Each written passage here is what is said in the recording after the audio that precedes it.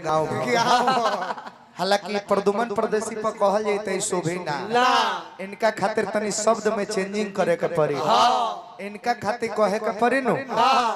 कि रखले बड़े किलो भर हिलौले बड़े जिलो भर। बाप हो बाप हमरा के कहत रहे कि रोशन राज जी तू कलाकार ठीक हो हर बरा के बकर तू गड़बड़ा जाता। हाँ ठीक कहला प्रदुमन भाई हम हर बरा जाता नहीं का कर बनाए ना बक्सर के धरती पर नु आइल भाई आप तू बक्सरे से तहर जन्म में आई जे से पालन पोषण भइल बा तब तक कि तू सोझा बैठल बड़ त तनी हबरवाए कि ना हो तनी सा तो जरूर हरबराए का जने तारा के देख के काहे दू तो डर लागता काहे महाराज काहे 450 बरस के दादा भीष्म पितामह रहले लेकिन लड़ाई में डेरा गइले काहे कौना से कोनो वीर योद्धा से ना ना ना अरे सामने एगो मौगा खार हो गइल जौना के नाम सिरखंडी रहे मौगा सबके कटवाई रे। अब वो कहले कि ये भाई मर्द हई अतना नियम कानून बनौले बनी हो हमारा राह पर दुनिया चलता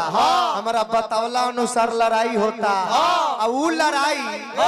हम हे मौगा से करी आ धनुष बाण रख दिहल भाई हम डेरा जातनी तारा से आई है डर ह कि हम हरबरा जातनी दू गो हई तने हेने उतरे आओ तो भाई आओ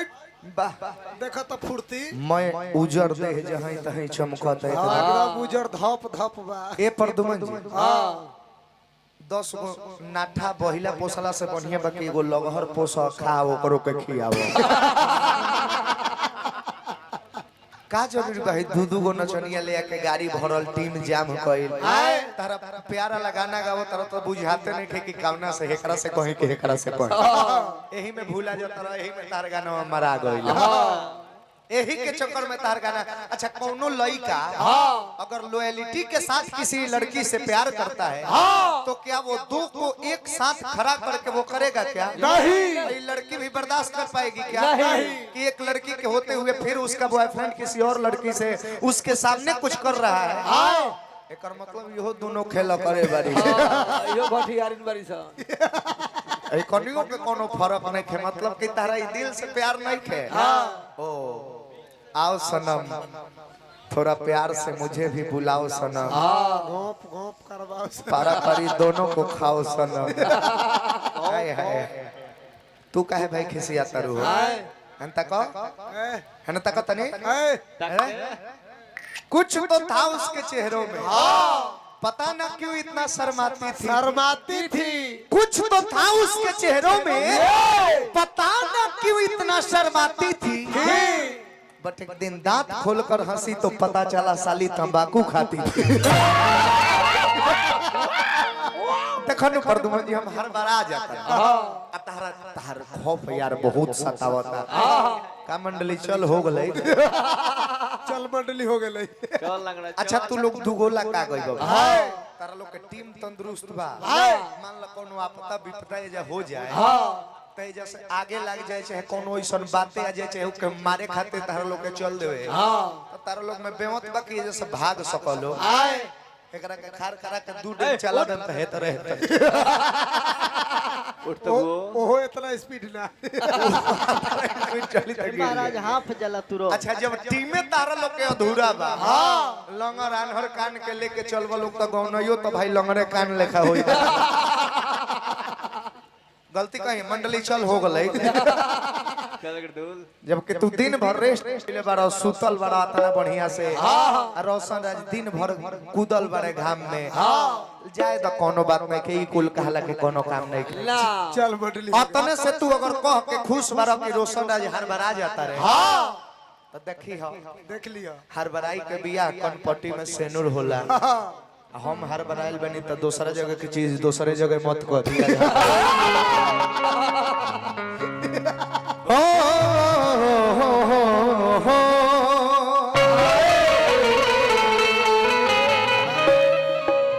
आपका जाति कोई भी हो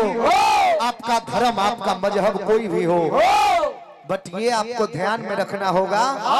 कि सबका मालिक एक है। एक है। अरे तो कौनो जाति के हो कौनो मजहब के,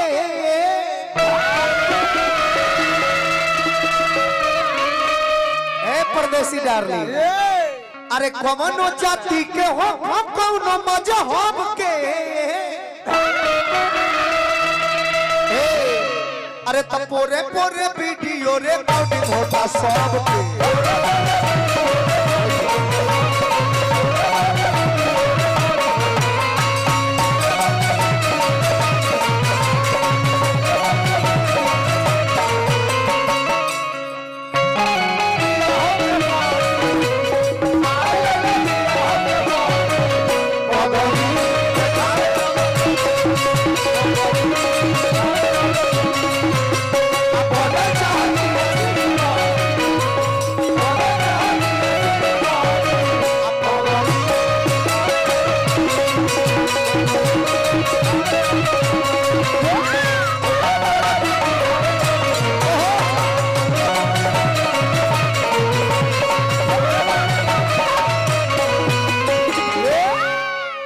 हाई होएगा नचनिए ही